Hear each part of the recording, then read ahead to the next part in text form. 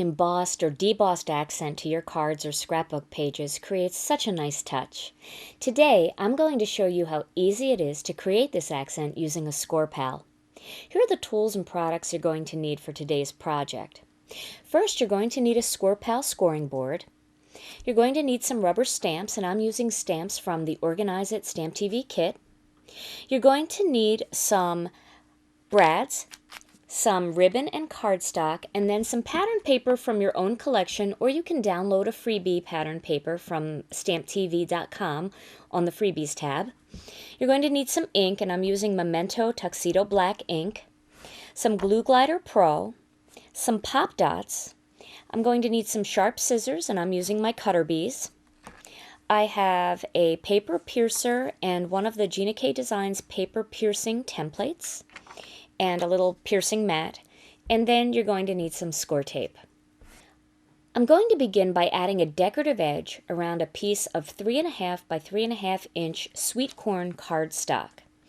And I am butting the cardstock up against the right hand corner of my Scor-Pal. So you can see I'm down here by where 11 inches is.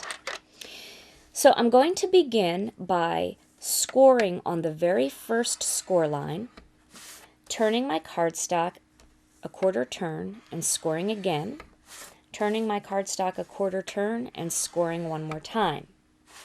Then I'm going to turn it again, and I'm going to go to the second score line from the right and do one score there, and then the third score line from the right and do one score there. Now what I've done here is I've created a spot to stamp an image, and then I've also put a nice decorative border that's going to be the perfect size for enclosing a little bit of our brown double-stitched ribbon in the 3/8 inch size. So you'll see how nice that all comes together when I do the rest of the project. For the next part of this project, I'm going to stamp my focal image inside this box that I've created using my Memento Tuxedo Black ink, and then I'm going to stamp another one onto some of the Origins pattern paper by Basic Gray. So first, I'll ink up the butterfly, and I'll stamp that. I'm just going to angle it a little bit like that. So now my butterfly appears to be in flight, and now I will stamp that once again on this Origins paper.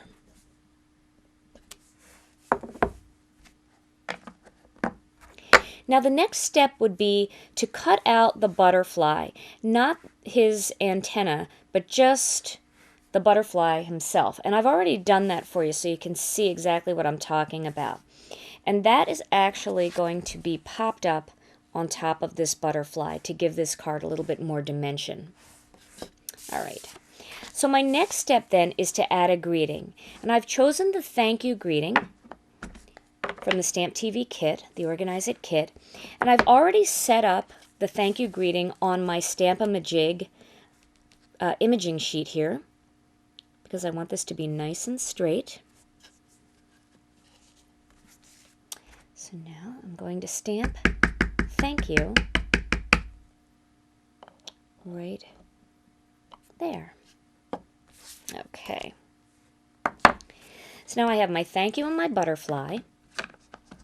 My next step is to add a little bit of cardstock behind my yellow piece. So I'm going to add some of the Chocolate Kiss cardstock using my Glue Glider Pro.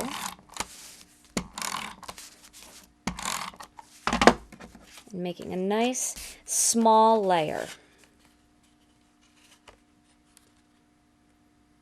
Just going to hold that up so I can see it. There we go. And there, now I have that layered. Now you can see the two score lines here that I created with the Scor-Pal. Look how perfectly this 3/8 of an inch ribbon fits right inside there. So my next step will be to trim up some ribbon and add a little bit of score tape on top of it,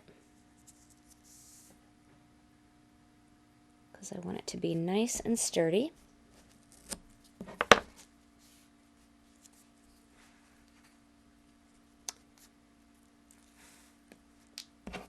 And now I'm going to apply that right to my card. Right in the center of those two score lines.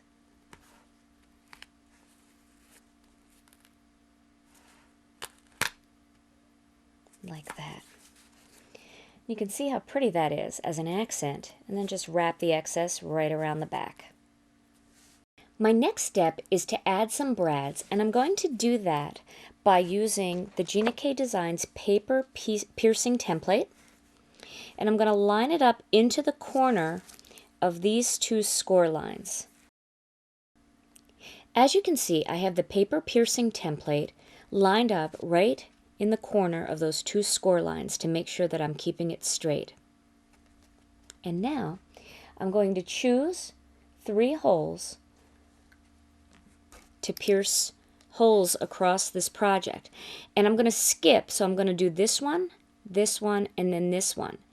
And because the squares are much bigger than my paper piercing tool, I'm going to make sure that the tool is just right in that bottom corner for each hole that I make. This way I know that it's consistent going across. So 1, 2, 3. Now I have 3 holes going across the project, and I can pop my brads in. Now that I've added my brads to my project, the last step for my focal part of my project is going to be to pop up the butterfly on top of the butterfly that I stamped onto the yellow piece. So I'm going to do that by adding 3 pop dots to the back of my butterfly.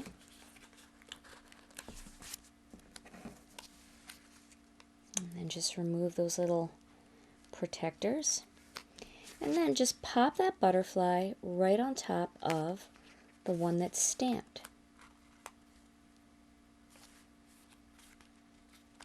There we go.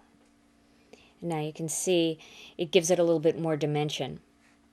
And the final step to my project is I've taken a 4 1/4 inch square card base that I did in Chocolate Kiss, and I've added a little bit of the Origins pattern paper from Basic Gray to complement the butterfly, and I'm just going to pop my focal image piece right on top of that folded card.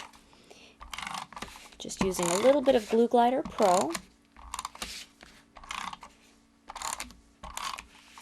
Let's make sure my brads are nice and flat back there. Okay. And now I will pop this onto the center of my card. And here is my finished card. Add an embossed or debossed accent around a focal image, or frame the perimeter of a clean and simple card to add an extra touch of elegance.